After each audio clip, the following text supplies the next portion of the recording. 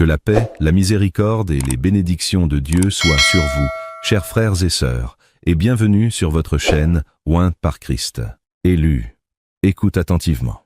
Il y a un moment précis dans ta vie où les regards changent, pas parce que tu as parlé plus fort, pas parce que tu as essayé d'impressionner qui que ce soit, mais parce que tu es simplement entré dans une pièce.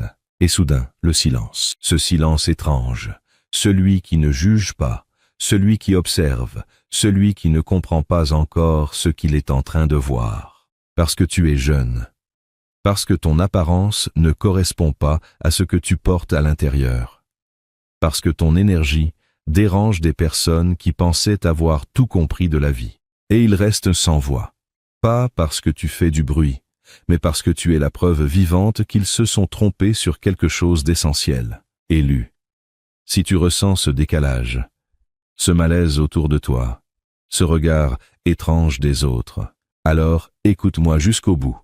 Et maintenant, écris un mot dans les commentaires. Un seul. Le mot qui représente ta libération aujourd'hui. Premièrement, il faut corriger une erreur de perception très profondément ancrée dans la majorité des esprits. On t'a appris à associer la valeur d'une personne à des marqueurs visibles et mesurables. L'âge, l'expérience formelle, les diplômes, le statut social, les validations extérieures. Dans cette logique, quelqu'un de jeune est supposé être en phase d'apprentissage, donc en position d'attente, tandis que quelqu'un de plus âgé est supposé incarner l'autorité, donc la légitimité. Le problème, c'est que cette logique fonctionne uniquement dans un système stable, normé, prévisible. Mais dès qu'une personne sort de ce cadre, tout le système d'interprétation des autres commence à se fissurer. C'est exactement ce qui se produit dans ton cas. Ce que les autres essaient de faire, consciemment ou non, c'est de te replacer dans une catégorie compréhensible. Ils cherchent une étiquette simple. Trop jeune, pas assez expérimenté, pas encore prêt, pas crédible. Ce ne sont pas des vérités objectives, ce sont des mécanismes de classement mental. Le cerveau humain déteste ce qu'il ne peut pas classer rapidement. Il préfère réduire la complexité, même si cela implique de mal interpréter la réalité. Et quand tu refuses de rentrer dans les cases prévues, tu deviens un problème de classification pour les autres. Ce point est essentiel à comprendre. La réaction des gens face à toi n'est pas uniquement une réaction à tes compétences, mais à ton incohérence par rapport à leurs attentes internes. Ils ne réagissent pas seulement à ce que tu fais, mais à ce que tu représentes dans leur système mental. Et si ce système est basé sur l'âge comme indicateur principal de valeur, alors toute personne jeune mais performante devient une anomalie cognitive. Une anomalie oblige le cerveau à recalculer, et ce recalcul est inconfortable. C'est pour cela que certaines réactions semblent disproportionnées. Ce n'est pas forcément de la jalousie pure ou de l'hostilité directe. C'est parfois simplement un déséquilibre interne chez l'autre personne. Elle observe un résultat qui ne correspond pas à la cause qu'elle s'attendait à voir. Dans son modèle mental, il manque une étape logique. Et quand une logique manque, le cerveau compense souvent par le doute, la minimisation ou le rejet. C'est ici que le recadrage devient important. Tu dois comprendre que tu ne fais pas face uniquement à des opinions personnelles, mais à des structures de pensée collective. Et ces structures sont lentes à évoluer. Elles ont été construites sur des générations d'observations où, statistiquement, l'expérience venait effectivement avec le temps. Mais une statistique n'est pas une loi absolue. Elle décrit une tendance, pas une règle universelle. Ce que tu incarnes, c'est une rupture de tendance. Et une rupture de tendance est toujours perçue comme suspecte avant d'être reconnue comme valide. C'est pour cela que tu peux avoir des résultats, des idées ou une présence qui dépasse ce que les autres attendent de toi, mais recevoir malgré tout des réactions mitigées ou de la résistance. Le décalage ne vient pas de ton manque de cohérence interne, mais de la rigidité du cadre externe. Il faut aussi analyser un autre mécanisme plus subtil, l'association automatique entre apparence et autorité. Dans beaucoup de contextes sociaux, les gens ont appris à accorder du crédit à ce qui ressemble à une autorité. Cela inclut la voix, la posture, l'âge apparent, la manière de s'exprimer et même la manière de se tenir dans un espace. Mais ces signaux sont des raccourcis cognitifs, pas des preuves de compétences réelles. Ce sont des heuristiques, des outils rapides pour prendre des décisions sociales sans analyser en profondeur. Quand tu arrives avec une présence qui ne correspond pas à ces signaux attendus, mais que ton contenu, Tes paroles ou tes actions démontrent un niveau supérieur à ce que ton apparence suggère, tu crées une contradiction interne chez les autres. Et cette contradiction force une réévaluation. Certains vont s'adapter rapidement. D'autres vont résister, parce que réévaluer ses propres critères demande un effort mental et une remise en question personnelle. C'est pour cela que tu peux parfois remarquer un phénomène étrange. Des personnes qui semblent te comprendre intellectuellement, mais qui n'ajustent pas complètement leur comportement envers toi. Elles peuvent reconnaître ce que tu dis, mais continuer à te traiter selon une version ancienne de toi. Ce n'est pas toujours de la mauvaise foi. C'est souvent un retard de mise à jour mentale. Leur perception n'a pas encore rattrapé la réalité. Et c'est là que le décalage devient central. Tu n'es pas seulement en train d'être perçu différemment, tu es en train de forcer un système de perception à évoluer. Et tout système en transition produit de l'instabilité. Cette instabilité se manifeste par des réactions contradictoires, parfois du respect, parfois du doute, parfois de la sous-estimation, parfois une forme d'admiration silencieuse. Ce mélange de réactions n'est pas un signe d'incohérence de ta part. C'est un signe que tu n'es pas encore stabilisé dans la perception collective. Et cette stabilisation prend du temps parce qu'elle dépend de répétition, de constance et de preuves accumulées dans le temps. Les gens ne changent pas leur cadre mental sur une seule observation. Ils le changent sur une accumulation d'expériences qui finissent par rendre leur ancien modèle impossible à maintenir. Il est aussi important de comprendre que le sentiment de « tu es en avance » ou « tu es en retard » est une construction sociale arbitraire. Ces notions ne sont pas des réalités objectives, ce sont des comparaisons.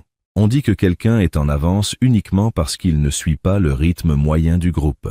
Mais le rythme moyen du groupe n'est pas une référence universelle, c'est une moyenne statistique locale. Dans d'autres environnements, ce même individu serait considéré comme normal, voire en dessous.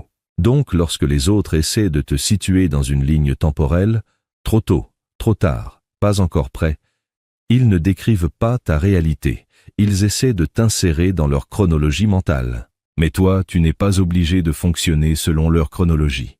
Tu peux évoluer selon une trajectoire différente, avec des accélérations et des ruptures que leur modèle ne prend pas en compte. Ce qui perturbe le plus, ce n'est pas seulement que tu progresses, c'est que ton rythme de progression ne respecte pas les étapes attendues. Il y a une attente implicite dans toute société. Apprentissage, lente progression, validation progressive, puis reconnaissance. Mais lorsque certaines personnes inversent ou compressent ces étapes, cela crée une dissonance. Et cette dissonance oblige les autres à choisir entre deux options, soit réviser leur modèle, soit te classer comme exception temporaire. Dans beaucoup de cas, le cerveau humain choisit la seconde option par défaut. C'est une exception, ça ne durera pas, il ou elle a juste de la chance, ça va se stabiliser. Ces phrases sont des mécanismes de protection cognitive. Elles permettent de préserver un modèle existant sans avoir à le réécrire immédiatement. Mais avec le temps, si la constance est maintenue, ces protections s'affaiblissent, parce que la réalité répétée devient plus forte que l'interprétation initiale. Et c'est là que le basculement commence. Ce qui était perçu comme anomalie devient progressivement un nouveau point de référence. Pas parce que tu as changé, mais parce que leur système de lecture a été obligé de s'adapter. Ce recadrage est donc fondamental. Tu n'es pas en train de lutter contre ton âge, ni contre ton apparence, ni contre un manque de crédibilité objective. Tu es en train d'exister dans un espace où les règles habituelles d'interprétation ne suffisent pas encore. Et tant que ce décalage existe, il génère des réactions ambiguës, parfois incohérentes, parfois contradictoires, mais toujours révélatrices d'un processus d'ajustement en cours. Il n'y a rien à corriger dans ton existence pour rentrer dans leur logique. Le travail réel consiste à comprendre que leur logique n'est pas universelle et que le décalage que tu observes n'est pas une erreur, mais un indicateur de transition entre deux cadres de perception différents. Deuxièmement, pour comprendre ce qui se passe réellement dans ce type de situation, il faut sortir de l'interprétation sociale classique et entrer dans une lecture plus structurelle des dynamiques humaines. Imagine une grande salle, organisée selon des règles implicites mais très strictes. Ce ne sont pas des règles écrites, mais des conventions intégrées par tous les présents. Dans cette salle, chacun connaît sa place. Les positions ne sont pas seulement physiques, elles sont symboliques. Elles reflètent une hiérarchie construite sur le temps, l'expérience et la reconnaissance collective. Dans ce type d'environnement, les personnes les plus âgées ou les plus expérimentées occupent naturellement les zones centrales de décision. Elles parlent, elles valident, elles orientent. Les plus jeunes, eux, sont placés dans des zones périphériques, non pas parce qu'ils sont moins importants en valeur humaine, mais parce que le système repose sur une logique de transmission progressive. Observer avant d'agir, apprendre avant de diriger, accumuler avant de décider.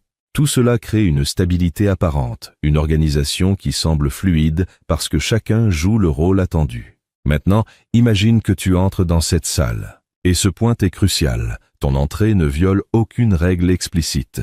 Tu ne renverses rien, tu ne contestes personne, tu ne fais pas de déclaration agressive. Tu entres simplement avec une présence qui n'a pas besoin d'être validée pour exister. Et c'est précisément là que la structure commence à réagir. Parce que dans un système basé sur des rôles implicites, ce n'est pas seulement l'action qui compte, c'est la manière dont cette action s'inscrit dans les attentes collectives. Les gens ne réagissent pas uniquement à ce que tu fais, mais à la difficulté qu'ils ont à te placer dans une catégorie existante. Et dès qu'un élément ne peut pas être catégorisé facilement, il devient une source de tension cognitive. Dans cette salle, tout fonctionne tant que chaque individu reste lisible. Lisible signifie prévisible. Un jeune agit comme un jeune, un senior agit comme un senior, un expert agit comme un expert reconnu. Mais toi, tu arrives avec une configuration différente. Tu n'occupes pas la place attendue pour ton apparence ou pour les signaux que les autres utilisent habituellement pour te définir. Et à partir de ce moment, un phénomène silencieux se déclenche. Ce n'est pas une réaction ouverte, ce n'est pas une confrontation directe. C'est une perturbation interne du système de lecture. Les gens commencent à te regarder non pas avec hostilité immédiate, mais avec une forme de recalcul inconscient. Ils essaient de te situer. Ils cherchent une référence. Est-ce un débutant exceptionnel, un cas particulier, une exception temporaire, ou quelque chose qui remet en question leur propre grille d'analyse? Le problème, c'est que plus ils cherchent, moins ils trouvent une correspondance stable. Et cette absence de correspondance crée une tension invisible dans l'environnement. C'est comme si les variables habituelles ne suffisaient plus à décrire ce qui est observé. Le système continue de fonctionner, mais avec une incertitude interne qui n'existait pas avant ton entrée. C'est là que ton analogie devient plus précise. Tu es comme une fréquence nouvelle dans une radio ancienne. Une radio ancienne est calibrée pour capter un ensemble limité de signaux. Elle est conçue pour interpréter des bandes de fréquences connues, stables, répétées. Tant que le signal reste dans cette plage, tout fonctionne correctement. Le son est clair, identifiable, cohérent. Mais dès qu'une fréquence extérieure à cette plage apparaît, la radio ne sait pas quoi en faire. Elle capte quelque chose mais ne peut pas le traduire correctement. Ce n'est pas que le signal est incorrect, c'est que le récepteur n'est pas conçu pour le lire. Et dans cette situation, le système peut produire du bruit, des interférences ou un silence étrange. Ce silence n'est pas l'absence de présence, c'est l'incapacité à transformer cette présence en information compréhensible. De la même manière, ta présence dans cet environnement crée un type de silence social. Les conversations continuent, mais quelque chose change dans leur tonalité. Les réactions deviennent plus mesurées, parfois plus hésitantes, parfois plus observatrices. Les gens ajustent leur comportement sans forcément en être conscients. Ils observent plus qu'ils n'interagissent, non pas par rejet direct, mais par tentative de compréhension. Autre image encore plus précise, tu es comme une lumière blanche dans une pièce habituée à des ombres tamisées. Une pièce habituée à une luminosité constante développe une adaptation naturelle. Les yeux s'habituent à un certain niveau d'intensité. Les contrastes sont connus, les variations sont prévisibles. Mais lorsqu'une lumière différente apparaît, surtout une lumière plus intense ou plus neutre que le reste, l'adaptation automatique échoue temporairement. Dans ce cas, les autres ne peuvent pas immédiatement interpréter ce qu'ils voient. Ils ne savent pas encore si cette lumière est permanente, si elle est contrôlée, si elle est dangereuse ou si elle est simplement différente. Et tant que cette interprétation n'est pas stabilisée, leur réaction reste suspendue entre plusieurs possibilités. Ce point est essentiel. Ce n'est pas ton existence qui crée le désordre, mais la différence entre ce que tu es et ce que l'environnement est habitué à traiter. Et cette différence produit une phase de désajustement temporaire. Pendant cette phase, les systèmes sociaux ne réagissent pas de manière uniforme. Certains tentent d'intégrer rapidement ce qu'ils voient, d'autres résistent, d'autres observent en silence. C'est pour cela que tu peux être perçu simultanément comme trop jeune et trop intense, trop discret et trop présent, trop naturel et pourtant difficile à reproduire. Ces contradictions ne viennent pas de toi en tant que contradiction interne, mais de la pluralité des interprétations externes. Chaque personne essaie de résoudre le même problème avec son propre cadre mental, et chaque cadre produit une réponse légèrement différente. Et c'est ici que le silence devient significatif. Ce silence n'est pas vide. Il est chargé d'analyse implicite. Il correspond à un moment où le système suspend son jugement pour éviter une erreur de classification. Parce que classer trop vite quelque chose de nouveau dans une catégorie existante peut créer des erreurs durables dans la perception. Donc le silence est une phase de prudence cognitive, une pause dans l'interprétation, une sorte d'espace intermédiaire où le système attend suffisamment d'informations pour stabiliser une conclusion. Et tant que cette stabilisation n'est pas atteinte, tu restes dans un état particulier, visible mais non complètement défini. Ce que cette analogie révèle, c'est que ton impact ne dépend pas uniquement de ce que tu fais, mais de la capacité des autres à interpréter correctement ce que tu représentes dans leur structure mentale. Et lorsqu'un individu dépasse la capacité d'interprétation immédiate d'un environnement, il génère nécessairement un effet de désalignement temporaire. Ce désalignement n'est pas une erreur à corriger. C'est une phase normale de transition entre un système connu et une réalité qui dépasse ces catégories existantes. Troisièmement, il faut maintenant déplacer la réflexion vers un niveau plus interne, parce que le conflit le plus difficile à gérer n'est pas toujours celui qui vient de l'extérieur. Dans beaucoup de situations, la pression externe est visible, identifiable, parfois même prévisible. Mais ce qui crée le véritable déséquilibre, c'est la manière dont cette pression est progressivement intégrée à l'intérieur de toi jusqu'à devenir une forme de doute personnel. C'est à ce moment précis que le problème change de nature. Au début, tu observes simplement des réactions autour de toi, des comportements ambigus, des réponses incohérentes, des attitudes qui semblent ne pas correspondre à l'image que tu as de toi-même. Tu analyses, tu observes, tu cherches à comprendre. Et cette phase est normale. Elle fait partie de tout processus d'adaptation sociale. Mais si ces observations ne trouvent pas de réponse claire dans le temps, elles commencent à se transformer en questions dirigées vers toi-même. C'est là que le mécanisme devient plus délicat, parce que tu passes de l'observation externe à l'auto-interrogation interne. Tu ne te demandes plus seulement pourquoi les autres réagissent ainsi, mais tu commences à envisager l'idée que le problème pourrait venir de ta propre perception. Et cette transition est subtile, presque imperceptible au début, mais elle change complètement la dynamique psychologique.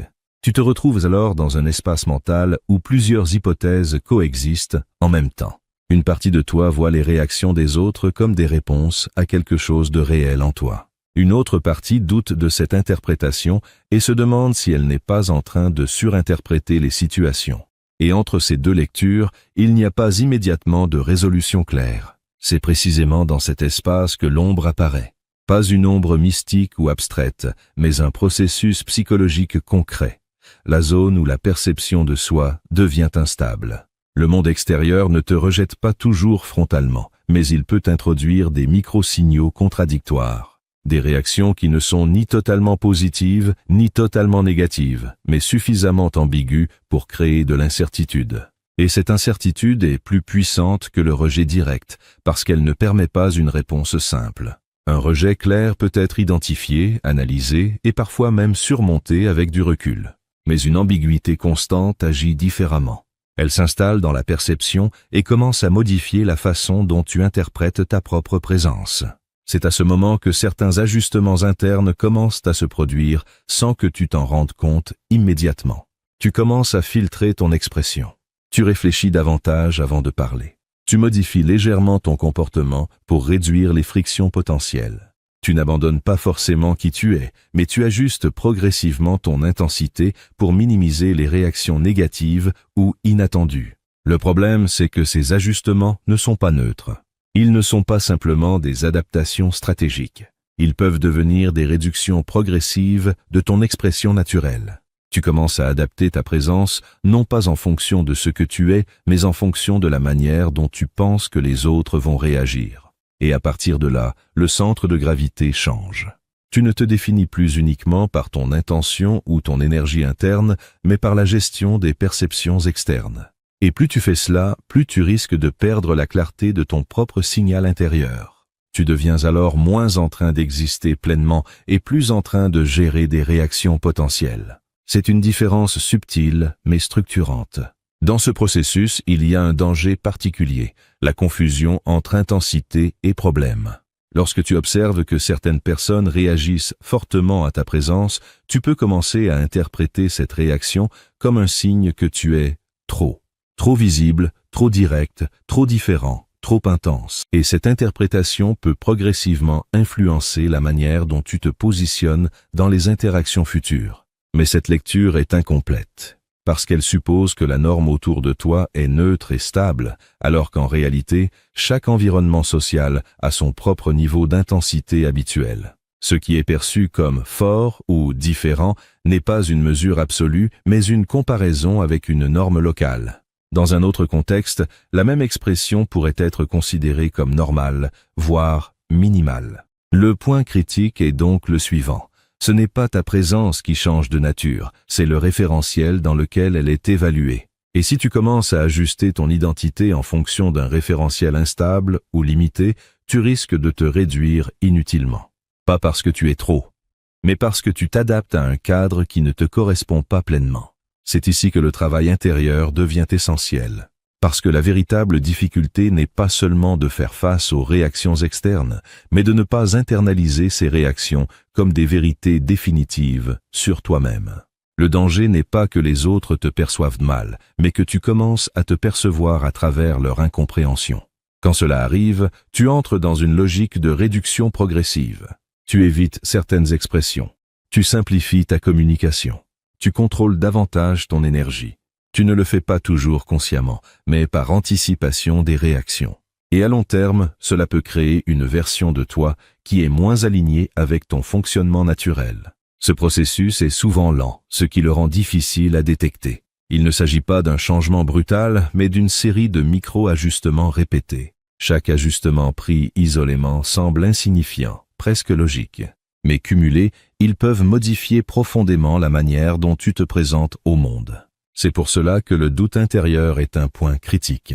Quand tu commences à te demander si tu exagères, si tu inventes ou si tu es trop différent, tu es déjà en train d'entrer dans une zone où ton propre regard devient influencé par des réactions externes non stabilisées. Et dans cet état, il devient difficile de distinguer entre adaptation saine et auto-réduction. La clé ici n'est pas de rejeter toute adaptation. L'adaptation fait partie de l'intelligence sociale. Mais il faut distinguer adaptation stratégique et effacement progressif. L'adaptation stratégique te permet de naviguer dans différents environnements sans perdre ton centre. L'effacement progressif, lui, déplace ton centre pour éviter le désagrément immédiat. Et c'est précisément ce glissement qu'il faut surveiller. Parce que le signal que tu ressens, malaise, incompréhension, tension autour de toi, n'est pas nécessairement un indicateur que tu dois disparaître ou te diminuer. Il peut simplement indiquer que tu es dans un environnement où ton expression n'est pas encore totalement comprise ou habituelle. Dans ce contexte, rester aligné signifie maintenir une continuité interne malgré des réactions externes variables. Cela ne veut pas dire ignorer tout retour, mais ne pas transformer chaque réaction en verdict sur ta valeur ou sur ta légitimité à exister pleinement. C'est une distinction fondamentale entre perception extérieure et identité intérieure. Le vrai obstacle caché, ce n'est donc pas la réaction des autres, mais la possibilité que ces réactions deviennent une référence interne plus forte que ton propre ressenti initial. Et c'est ce basculement-là qui détermine si tu restes stable dans ton expression ou si tu commences à te rétrécir progressivement pour correspondre à une lecture extérieure qui, par définition, n'est jamais complète. Quatrièmement, à un certain point du parcours, il devient nécessaire d'arrêter de chercher une validation complète de la part de l'environnement extérieur. Non pas parce que les autres n'ont aucune importance, mais parce que leur réaction ne peut pas être l'unique référence pour définir ta légitimité à exister dans ton propre alignement. Les réactions humaines sont par nature variables, influencées par des cadres culturels, des expériences personnelles et des attentes implicites qui ne sont pas universelles. S'appuyer exclusivement sur ces réactions pour se définir crée une instabilité permanente. Ce que tu dois intégrer à ce stade, c'est une distinction fondamentale entre contrôle et responsabilité. Tu ne contrôles pas la manière dont ta présence est interprétée. Chaque personne filtre ce qu'elle voit à travers son propre système de référence. Ce filtre est automatique, inconscient et souvent rigide. Essayer de le modifier directement chez les autres est une perte d'énergie, parce que tu interviens sur un processus interne qu'ils ne maîtrisent pas eux-mêmes complètement. En revanche, tu as une responsabilité directe sur la cohérence entre ce que tu es et ce que tu exprimes. Cette cohérence est la seule zone sur laquelle tu peux réellement agir avec précision. Elle ne dépend pas de la reconnaissance immédiate, mais de l'alignement entre ton intention interne et ton comportement externe. C'est cet alignement qui construit une stabilité durable, même en présence de réactions contradictoires. À partir de là, un changement de perspective devient nécessaire. Tant que tu cherches à être validé par tous, tu restes dépendant de critères externes instables. Mais lorsque tu acceptes que certaines personnes ne comprendront pas immédiatement ta manière d'être, tu sors d'un cycle de suradaptation. Et ce point est crucial. Suradaptation signifie ajuster ton comportement non pas pour améliorer la communication, mais pour éviter toute forme de désapprobation.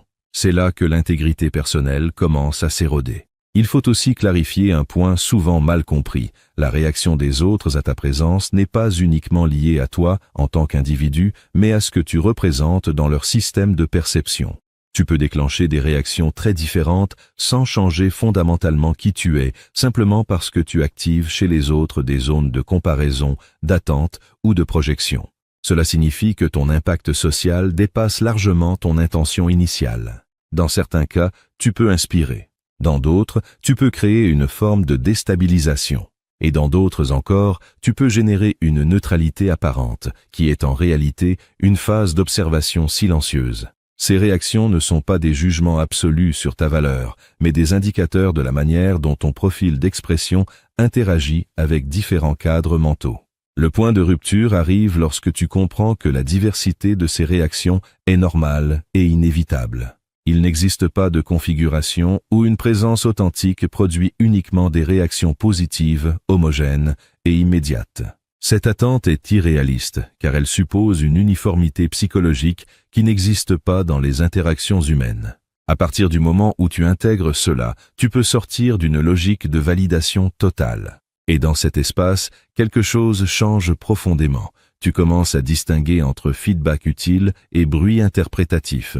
Le feedback utile te permet d'ajuster des comportements concrets sans trahir ton identité. Le bruit interprétatif, lui, reflète uniquement les limites de compréhension de l'autre face à ta singularité. C'est ici que se situe le véritable verdict. Non pas un verdict externe qui te classe définitivement, mais un basculement interne dans la manière dont tu interprètes les réactions du monde. Tant que chaque réaction est perçue comme un jugement global sur ta valeur, tu restes vulnérable à l'instabilité émotionnelle et identitaire.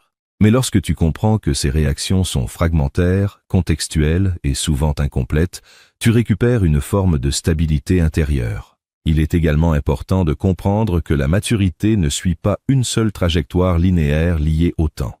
Dans les représentations classiques, la maturité est associée à l'accumulation d'années et d'expériences visibles. Mais en réalité, il existe des formes de maturité qui se construisent différemment, parfois plus rapidement, parfois de manière plus intuitive, parfois à travers des expériences intensifiées plutôt que prolongées. Cela crée un décalage entre perception et réalité. Certains systèmes sociaux ne reconnaissent la maturité que lorsqu'elle correspond à des marqueurs traditionnels. Mais lorsque ces marqueurs sont absents ou atypiques, la maturité réelle peut être mal interprétée, voire ignorée dans un premier temps.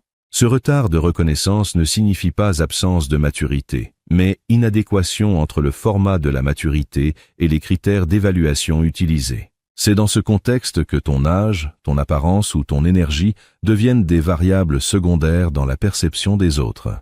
Elles servent de point d'ancrage rapide pour classer une personne, mais elles ne déterminent pas la totalité de la réalité de ce que tu es. Et lorsque ton comportement ou ta présence dépasse ces marqueurs superficiels, cela crée un effet de dissonance dans la lecture que les autres font de toi. Cette dissonance est souvent à l'origine de réactions contrastées. Certains vont percevoir une forme d'inspiration, parce qu'ils voient une rupture avec leurs attentes habituelles.